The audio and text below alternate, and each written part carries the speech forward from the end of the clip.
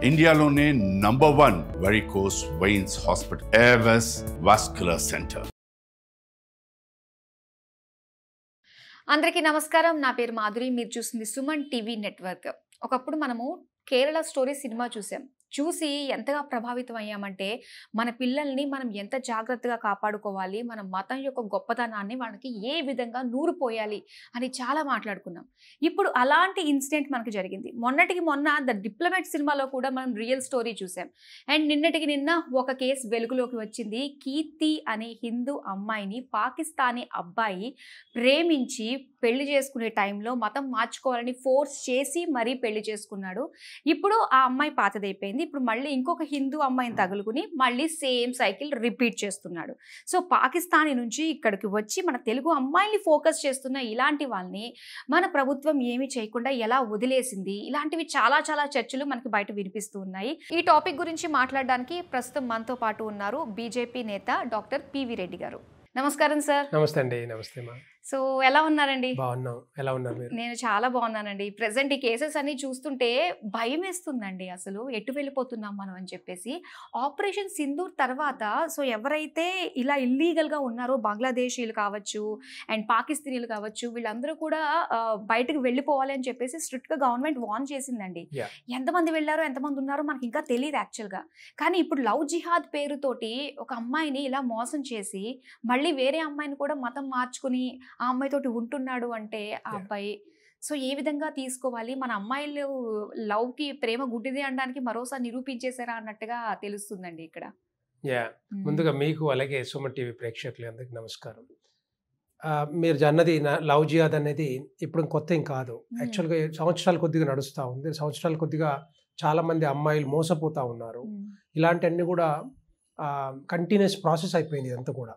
అయితే నేను ఏమంటున్నా అంటే చీకటి ప్రపంచంలో ఇది పెనుభూతంలాగా మారుతున్న ఒక వైరస్ లాంటిది చెప్పాలంటే. ఒక వైరస్ లాంటిది. ఎందుకో చెప్తున్నా అంటే ఒక దగ్గర ఆగట్లేదు అంతా కూడా. అవేర్నెస్ వచ్చినా చాలామంది తెలిసినా కూడా మళ్ళీ వాళ్ళ ట్రాప్లో పడటం, మళ్ళీ వాళ్ళు మోసపోవటం, వాళ్ళని మళ్ళీ చేయించుకోవటం, ఇది కన్వర్షన్లోకి ముస్లింలోకి కన్వర్ట్ అవ్వటం, అక్కడి నుంచి రిప్రొడక్షన్ స్టార్ట్ చేయటం, అట్లా ఇవన్నీ కూడా కంటిన్యూస్ ప్రాసెస్గా నడుస్తూ ఉన్నాయి. అంటే తర్వాత మళ్ళీ వదిలేయటం, మళ్ళీ ఇంకొక అమ్మాయిని చేసుకోవటం, మళ్ళీ ఇంకో వదిలేయటం, ఇలా ఏంటంటే వాళ్ళకి ఇప్పుడు ఎక్కడ కూడా ఒక లిమిట్ అంటూ లేదు కదా ముస్లింలలో. ఆ లాని ఉపయోగించుకొని ఏదైతే దీంట్లో ఉన్న లూప్ హోల్స్ని ఉపయోగించుకొని ఏదైతే చేస్తూ ఉన్నారో డెఫినెట్గా కట్టడి చేయాల్సిన అవసరం ఉంటుంది. ప్రభుత్వం తరపున చేయాలి, తర్వాత మన దగ్గర నుంచి కూడా చేయాలి. ప్రజల్లో కూడా మార్పు రావాలి, ప్రజల్లో తల్లిదండ్రుల మార్పు రావాలి, తల్లిదండ్రులు తెలుసుకోవాలి ఇట్లాంటి విషయాలన్నీ కూడా. తల్లిదండ్రుల తర్వాత పిల్లల్లో కూడా మార్పు తీసుకురావడానికి ప్రయత్నం చేయాలి. కాలేజ్ దగ్గర నుంచి, కాలేజ్ చేరిన దగ్గర నుంచి మొదలు పెడితే కొన్ని స్కూల్స్ కూడా అట్లాగే ఉన్నాయి. అక్కడి నుంచి మొదలు పెడితే కాలేజెస్ కానీ, ఇంటర్మీడియట్ కాలేజెస్ కానీ, జూనియర్ కాలేజ్ కానీ, లేకపోతే డిగ్రీ కాలేజ్ కానీ, ఇంజనీరింగ్ కాలేజ్ కానీ, మిగతా కాలేజెస్లన్నీ కూడా ఇవన్నీ జరుగుతూ ఉన్నాయి. చాప కింద నీరులాగా ముందుకు పోతూ ఉంది. కానీ చాలామంది గమనిస్తలేరు.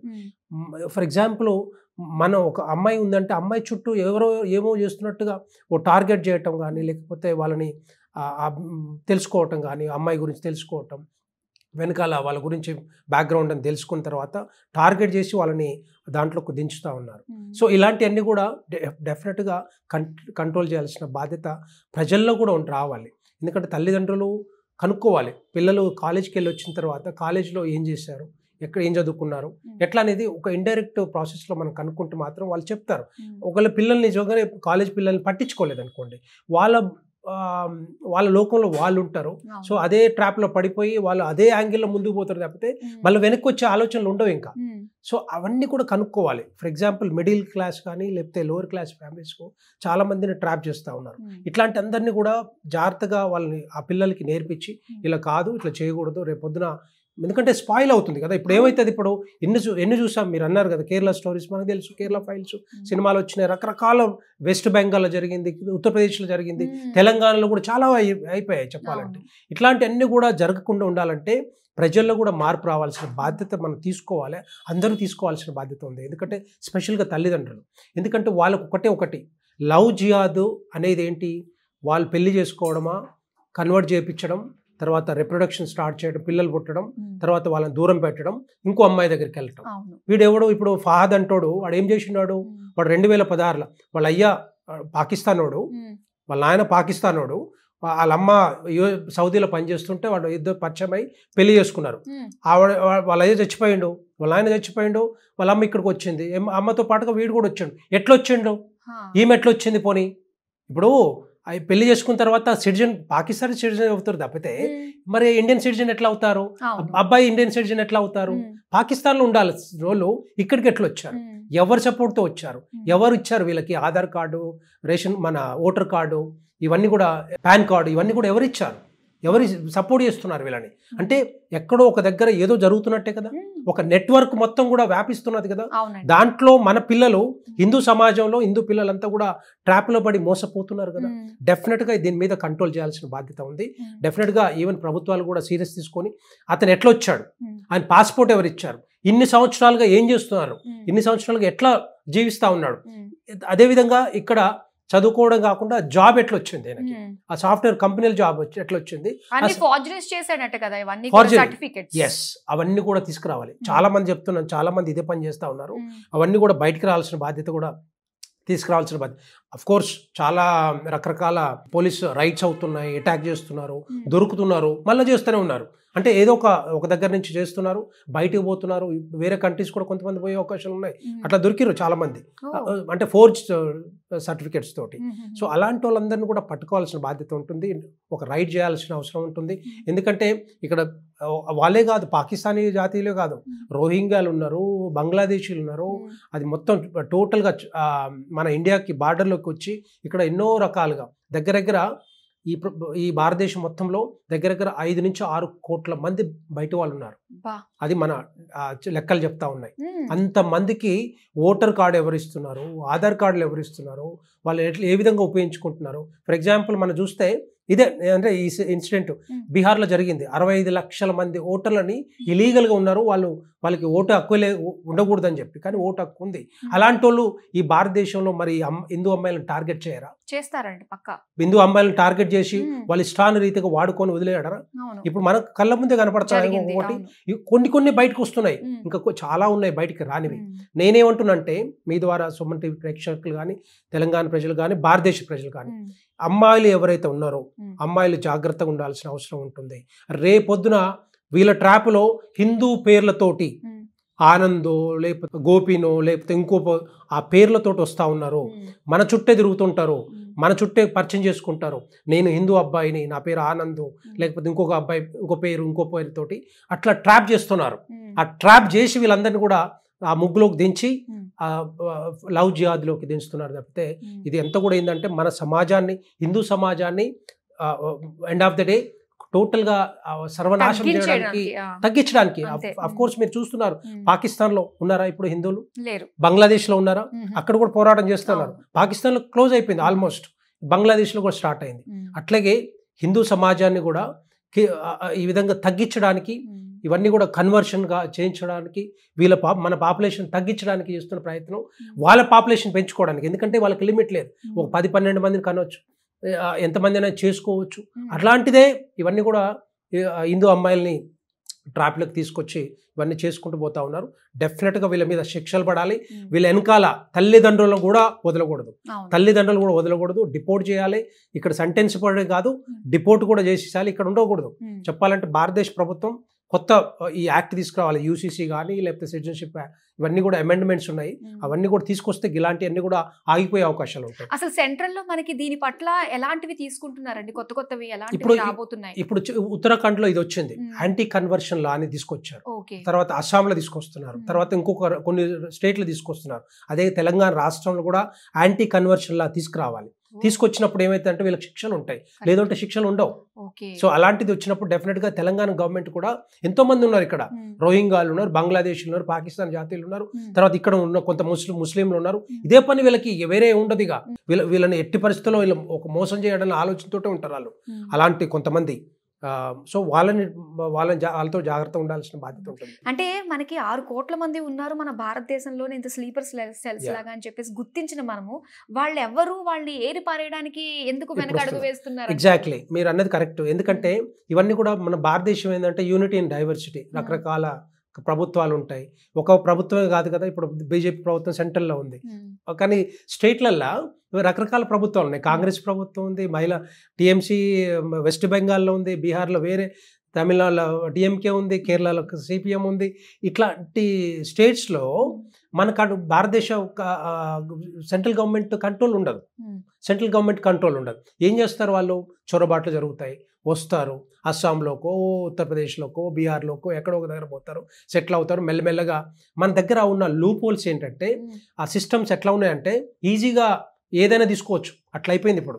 అంటే ఒక ఎంఆర్ఓ దగ్గర పోయి ఒక అప్లికేషన్ పెడితే వాడు ఇస్తున్నారు, ఒక ఆధార్ కార్డు ఇస్తున్నారు, లేకపోతే ఇంకొక ఎలక్షన్ కార్డు కావాల్సి అప్లై చేస్తే వాళ్ళు కూడా ఐడెంటిటీ కార్డు ఇస్తున్నారు, ఓటర్ కార్డు ఇస్తున్నారు. ఇంకో అట్లా అయిపోయింది అనమాట. అంటే ఎక్కడ చూసినా కూడా ఈ కరప్షన్ ఎక్కువైపోయింది. ఎంఆర్ఓలు కానీ మిగతా వాళ్ళు ఎవడైతే ఇస్తున్నాడో అలాంటి వాళ్ళంతా కూడా ఏమవుతుందంటే ఇట్లాంటి డబ్బులు తీసుకోవడం, ఈ కార్డులు ఇవ్వడం, ఇక్కడ సెటిల్ అయిపోవడం, తర్వాత దాంతో పాటుగా పాస్పోర్ట్ తీసుకోవటం, ఇండియన్ సిటిజన్ అయిపోయినారు. అట్లా కొంతమంది చేస్తూ ఉన్నారు. ఇవి డెఫినెట్గా మన సిస్టంలో కూడా మార్పులు రావాలి. వీళ్ళ మీద ఎవరైతే ఇష్యూ చేస్తూ ఉన్నారో ఆధార్ కార్డు కానీ లేకపోతే ఈ ఎలక్షన్ కార్డు చాలా ఇంపార్టెంట్. ఫస్ట్ తీసుకునేది వాళ్ళు election card. Election card, voter ID card తీసుకున్న తర్వాత మిగతా అన్ని చేస్తారు వాళ్ళు. ఎందుకంటే ఓటర్ ఐడి కార్డు ఈజీ. ఇప్పుడు చెప్తున్నాను కదా, ఒక్కరి పేరు మీద ఒక 4-5 ఓటర్ ఐడీస్ ఉంటాయి. అలాంటి వాళ్ళు ఇప్పుడు చాలా మంది దొరుకుతా ఉన్నారు. ఈ తెలంగాణ రాష్ట్రంలో కూడా సర్ అనే ఒక ఎలక్షన్ కమిషన్ ఆఫ్ ఇండియా ఏంటంటే ఒక ఇది తీసుకొచ్చింది అనమాట. సర్ అనే ఒకటి తీసుకొచ్చింది, స్పెషల్ ఇంటెన్సివ్ రివిజన్ అని. అయితే ఎవరైతే డూప్లికేట్ ఓటర్స్ ఉన్నారో, ఎవరైతే అన్వాంటెడ్ గా డెలిబరేట్ గా ఓటర్ నమోదు చేసుకున్నారో వాళ్ళ మీద అటాక్ చేసి వాళ్ళని టోటల్గా ఐడెంటిఫై చేసి వాళ్ళని తీసేస్తున్నారు అనమాట. ఓటు హక్కు తీసేసి వాళ్ళని ఐడెంటిఫై చేసి పంపిద్దామని ప్లాన్ అది కూడా ఉంది. అది చేయాల్సిన బాధ్యత కూడా ఉంది రేపొద్దున. ఎందుకంటే మన పాపులేషన్ 140 కోట్ల చిల్లర ఉంది. వాళ్ళు వచ్చి మనకున్న సౌకర్యాలన్నీ కూడా మన ప్రజలకు అందకుండా వాళ్ళు తినుకుంటూ, వాళ్ళు వండుకుంటూ, మన ఎకానమీని మొత్తం కూడా ఇది వాళ్ళకి పోతాం. ఎందుకంటే ఫ్రీ బియ్యం వస్తాయి, అన్ని మిగతా చాలా రకాలుగా ఉన్నాయి. అంటే మిగతా స్టేట్లలో చూస్తుంటే సో ప్రధానమంత్రి నరేంద్ర మోడీ యూనియన్ గవర్నమెంట్ నుంచి కూడా వస్తూ ఉంది.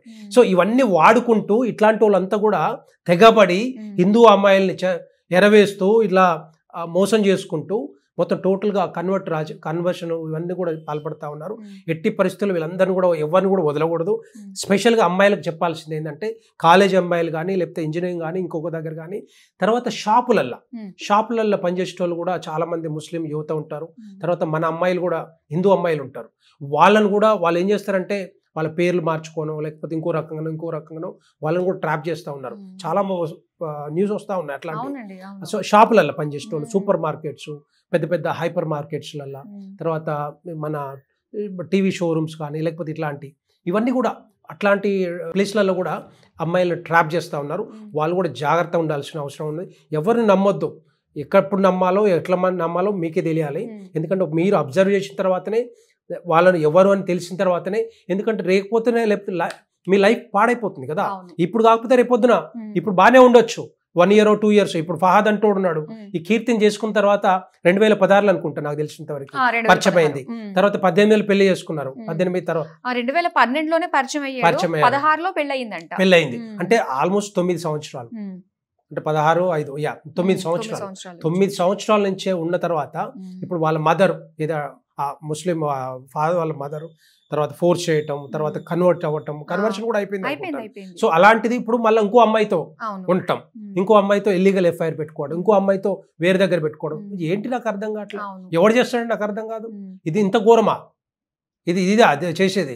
వీళ్ళ ఎట్టి పరిస్థితుల్లో వదలొద్దు. వీళ్ళకి చెప్పాలంటే సివియర్ శిక్షలు పడాల్సిందే, తప్పితే ఇంకా వేరే ఆలోచన అయితే. మీరు అన్నారు కదా ఇలాంటి అమ్మాయిలందరూ కూడా జాగ్రత్తగా ఉండాలి అని. సో మనం కేసెస్ చూసుకున్నట్లయితే ఎలా ఉందంటే అండి, ఎవరైతే పెళ్ళయ్యి డివోర్స్ కి రెడీగా ఉన్న వాళ్ళు వాళ్ళని కూడా టార్గెట్ చేస్తున్నారా అని అనిపిస్తుందండి. కరెక్ట్, ఉండొచ్చు. ఎందుకంటే వాళ్ళకి సపోర్ట్ కావాలి. వీళ్ళు ఏం చేస్తారు, సపోర్ట్, అరే ఆయన దగ్గరకు వచ్చిండు, నిజంగా రేపొద్దున నన్ను ఆదుకుంటాడేమో, ఆప్తుడవుతాడేమో, నన్ను సాధుతాడేమో అన్న ఆలోచన వీళ్ళకి కూడా వస్తుంది కొంత. అట్లాంటి వాళ్ళని కూడా నిజంగానే అంటే మనం అంటే ఇక్కడ భారతదేశంలో హిందువులు లేరా? వాళ్ళెందుకు నాకు అర్థం కాదు. వాళ్ళ ముస్లిమ్స్ పట్టుకోవాల్సిన అవసరం ఉంది. హిందూ అబ్బాయిలు మస్తు మంది ఉన్నారు ఇక్కడ చెప్పాలంటే. ఆ పనికి వాళ్ళని కొంతమందిని పట్టుకొని వాళ్ళు ఎలాడి తీసుకుంటూ వాళ్ళతో ఉండకుంటూ తర్వాత రేపు పొద్దున ఏం చేస్తారో కూడా తెలియదు కదా. ఎందుకు ఆ ట్రాప్లో పడాల్సిన అవసరం బాధ్యత ఏంది? అవసరమే ఉంటుంది వాళ్ళకి. నేను అనేది ఏంటంటే ప్రతి అమ్మాయి కూడా జాగ్రత్త ఉండాల్సిన బాధ్యత ఈ రోజుల్లో ఉంది. ఒకప్పుడు అంటే మనం వదిలేసాం. మన ఆ టైంలో 20 years 80s 90s రోడ్డు మీద ఇట్లా నడుస్తున్నా కూడా ఏమో అనిపోయేటోళ్ళు. ఇప్పుడు అట్లా లేదు. ఇప్పుడు సమాజం టోటల్ గా మారిపోతా ఉంది. ఇలాంటి వాళ్ళు చాలా మంది ఎక్కువ అవుతా ఉన్నారు. సో వాళ్ళు టైం కోసం ఎదురు చూస్తూ ఉన్నారు. టైం కోసం ఎదురు చూస్తున్నారు. ఆ టైం ఇప్పుడు చూడండి, ఆ ఫాదర్ అంటోడు అదే ఆఫీస్లో ఇంకో అమ్మాయిని ఇల్లీగల్ ఎఫ్ఐఆర్ పెట్టుకున్నాడంటే ఒకసారి మీరు అర్థం చేసుకోవచ్చు ఎంత ధైర్యం ఉండాలి. మన దాంట్లో ఉంటుందా? హిందూ సమాజంలో అలాంటి ధైర్యం ఉంటుందా? ఎక్కడో అక్కడక్కడ ఉంటారేమో కానీ ఇలాంటి వాళ్ళు చాలా మంది ఉన్నారు. ఇప్పుడు ఈ అమ్మాయి బయటకు వచ్చింది కాబట్టి ఆ న్యూస్ బయటపడింది. లేకపోతే రేపొద్దున ఇంకేమైనా చేయొచ్చు అమ్మాయిని. ఎందుకంటే పోట్లాడినప్పుడు ఎంతమంది బలైపోతారు. సో ఇవన్నీ కూడా ఏంటంటే డెఫినెట్ గా మన ప్రజలు కూడా సీరియస్ తీసుకోవాలి. తల్లిదండ్రులు, అమ్మాయిలుతో పాటుగా ప్రభుత్వాలు కూడా బాధ్యత తీసుకొని ఒక యాంటీ కన్వర్షన్ లా తీసుకొచ్చినప్పుడు, లేకపోతే హిందూస్ నుంచి క్రిస్టియన్ల మార్పిడి జరిగేటప్పుడు, తర్వాత ముస్లింలోకి మార్చేటప్పుడు డెఫినెట్గా వాళ్ళ మీద ఒక సివియర్గా ఓ శిక్షలు పడాల్సిన బాధ్యత అవసరం ఉంది. కాబట్టి గవర్నమెంట్ కూడా తీసుకోవాల్సిన అవసరం. అవునండి. అండ్ ఇంకోటి ఏంటంటే ఒక అమ్మాయి మారిందంటే ఒక తరం అయిపోయింది కదండి. పాపం చిన్నప్పటి నుంచి వాళ్ళ తల్లిదండ్రులు ఎన్ని కోరికలతో పెంచుతారు, ఎన్ని కోరికలతో చదివిస్తారు, ఎంత సపోర్టు ఉంటుందో నాకు అని చెప్పి ఆలోచన వాళ్ళకు ఉంటుంది. రేపొద్దున ఇక్కడ కాదు, రేపొద్దున అమెరికా పంపిస్తాం, అమెరికాలో చదువుకొని నాకు సపోర్ట్ చేస్తారని తల్లిదండ్రులు చిన్నప్పటి నుంచి గారాబాగా పెంచుకున్న ఈ అమ్మాయిలందరినీ ఇట్లా అంటోళ్ళని ఈ విధంగా ట్రాప్ చేస్తే మరి తల్లిదండ్రుల పరిస్థితి ఎలా ఉంటుంది చెప్పండి. తల్లిదండ్రులు ఎంత బాధపడతారో, ఎంత ఇది ఆవేదన ఉంటుంది, ఆక్రోషం ఉంటుంది రేపొద్దున ఇట్లా జరుగుతూ ఉంటే. అంటే కళ్ళ ముందే ఇట్లా పాడైపోతుంటాయి పిల్లలు. అందుకే నేను ఒకటి ఎప్పటి నుంచో యాక్చువల్ చెప్పాలనుకుంటున్నా. రైట్ టైంలో సుమన్ టీవీ నాకు మంచి అవకాశం ఇచ్చారు చెప్పాలంటే. ఈ అమ్మాయిలకి అవేర్నెస్ పెంచాలి, తల్లిదండ్రులకు అవేర్నెస్ పెంచాలి, తెలంగాణ సమాజానికి అందరికి కూడా అవేర్నెస్ పెంచాలి. ఎందుకంటే మారు పేర్లతో వచ్చి మిమ్మల్ని మోసం చేస్తున్నప్పుడు డెఫినెట్గా మీరు ఆలోచించాల్సిన అవసరం ఉంటుంది. తొందరపడి మాత్రం ఎట్టి పరిస్థితుల్లో వాళ్ళంట పోవద్దు, వాళ్ళంట పడవద్దు. వాళ్ళు ఏం చేసినా కూడా, వాళ్ళు ఏం ఎర చేసినా కూడా, డబ్బులు ఇచ్చినా, హోటల్లో తీసుకుపోయినా, ఇక్కడ చేసినా అక్కడ చేసినా కూడా మీరు ఈవెన్ వాళ్ళతో పోయినప్పుడు కూల్ డ్రింక్స్ కానీ అట్లాంటివి కూడా ఎక్కడ కూడా అట్లాంటివి ఏమి తీసుకోకూడదు. అవి డేంజర్. అవి చెప్పాలంటే ఒక్కసారి ఇలాంటి మత్తులోకి దించే కదా వీళ్ళంతా కూడా యాక్టివిటీ చేస్తూ ఉన్నారు. సో ఇవన్నీ కూడా మీరు జాగ్రత్తగా ఉండాల్సిన బాధ్యత ఈ రోజుల్లో ఉంటుంది. ప్రతి ఒక్కటి కూడా గమనించండి. మీరు మీ చుట్టూ ఉన్న వాళ్ళు ఎవరున్నారు, ఏం చేస్తున్నారు, వాళ్ళ గురించి మీరు తెలుసుకోండి. ఫస్ట్ తెలుసుకున్న తర్వాత అప్పుడు రేపొద్దున మంచి వాళ్ళు ఉన్నారు, మనోళ్ళే అని చెప్పి అనుకుంటే చేసుకోవచ్చు అట్లా. కానీ ఇట్లాంటి వాళ్ళ దగ్గర పోయి ఇవన్నీ చేసుకుంటే డెఫినెట్గా ఎప్పుడో ఒకరోజు మాత్రం డెఫినెట్గా వస్తుంది. చాలా చూసాం. ఇప్పుడు ఎన్ని ఫైల్స్ వచ్చినాయండి. వెస్ట్ బెంగాల్ వచ్చినాయి, కేరళ ఫైల్స్ వచ్చినాయి, ఇంకో ఫైల్స్ వచ్చినాయి, చాలా వచ్చినాయి. కానీ ఒక్కొక్కటి మళ్ళీ కనుమరుగైపోతా ఉన్నాయి. కొత్తవి వస్తున్నాయి. కొత్తవి వచ్చినప్పుడు డెఫినెట్గా మళ్ళీ ఆలోచించాల్సిన అవసరం. అరే మన పిల్లలు, మన సమాజం ఏ విధంగా పోతుంది, ఎటు పోతుంది అనే ఆలోచన వస్తుంది. సో అన్నిటికీ చెక్ పెట్టాలంటే మనం జాగ్రత్తగా ఉండాలి. మనమే పట్టియాలి. రేపు పొద్దున ఎవడన్నా ఇల్లీగల్ యాక్టివిటీ చేస్తున్నాడంటే, ఇల్లీగల్ కన్వర్షన్ చేస్తున్నాడంటే వాడిని పోలీసు వాళ్ళకి పట్టించి వాడిని వదలకుండా చేయాల్సిన బాధ్యత మన మీద ఉంటుంది. చాలా మంచి విషయాలు తెలియజేశారండి. అన్ని కోణాల్లో కూడా మనం కవర్ చేసాము. ప్రతి ఆడపిల్ల కూడా తెలుసుకోవాలి, నేను ఎందులో పుట్టాను, ఎలాంటి మతంలో పుట్టాను, మారాల్సిన అవసరమే ఉంది. వేరే వాడు మనల్ని ఇంతలా ప్రేమిస్తున్నాడంటే వాడు ఎందుకు, ఏం చూసుకుని రీజన్ ఏమై ఉంటుంది, అన్ని కోణాల్లో కూడా ఆలోచించుకోవాలని. ఇంకొక చిన్న పాయింట్ కవర్ చేస్తాను. అంటే మనకు తెలియదు స్లీపర్ సెల్స్ ఏ విధంగా మనకి. ఫర్ ఎగ్జాంపుల్ ఆపరేషన్ సింధూర్ చూసారు, మీరు ఇంతకుముందు మాట చెప్పారు. ఆపరేషన్ సింధూర్లో ఒక జాతిని విడదీయడానికి, భారత జాతిని విడదీయడానికి చేసిన ప్రయత్నం చెప్పాలంటే హిందూ ముస్లింల మధ్య లేకపోతే మిగతా వాళ్ళ మధ్యలో చిచ్చు పెట్టి దీంట్లో ఏదో ఒక రకంగా చిచ్చు పెట్టడానికి, జాతిని విడదీయడానికి చేసిన ప్రయత్నం పాకిస్తానే చెప్పాలంటే. సో అక్కడి నుంచి ఈ భారతదేశంలో ఎంతమంది ఉన్నారో, ఎంతమంది ఏం చేస్తున్నారో. ఎందుకంటే 10 సంవత్సరాల తర్వాత, ఈ లాస్ట్ 10 years మోడీ గారు వచ్చిన తర్వాత ఎక్కడ కూడా బాంబు పేలులు కానీ లేకపోతే చొరబాట్లు కానీ చాలా తక్కువ. మీరు చూశారు కదా. అంతకుముందు 10 years 2004 నుంచి 14 వరకు కాంగ్రెస్ గవర్నమెంట్లో ఎప్పుడు హైదరాబాద్లో కూడా పేలులు అయినాయి, 5 చోట్ల పేలు. సో అలాంటి correct అండి. ఇక్కడ ఇప్పుడు ఏం లేవు, ఎక్కడ లేవు. కూడా భయపడతా ఉన్నారు. సో అలాంటి వాళ్ళంతా కూడా స్లీపర్ సెల్స్ కింద పనిచేస్తున్నారు. తర్వాత మదర్సాలో ముస్లింలకి మదర్సాలు ఉంటాయి పిల్లలకి, వాళ్ళు ఎక్కడి నుంచి వస్తున్నారు, ఏం చదువుకుంటున్నారు, ఏం నేర్పిస్తున్నారు, రేపొద్దున ఏం చేయాలనుకుంటున్నారు, అవన్నీ కూడా బయట పెట్టట్లేదు. చాలామంది మా ఎంపీలు రఘునందన్ రావు గారు కానీ మిగతా చాలామంది వీటి మీద మాట్లాడితే ఎక్కడ కూడా బయట పెట్టట్లేదు. ఆ ఫండింగ్ ఎక్కడి నుంచి వస్తుంది, ఫండింగ్ కూడా వస్తుంది, ఫారిన్ ఫండింగ్ కూడా, వాటిని కూడా చాలా వరకు కంట్రోల్ అయింది.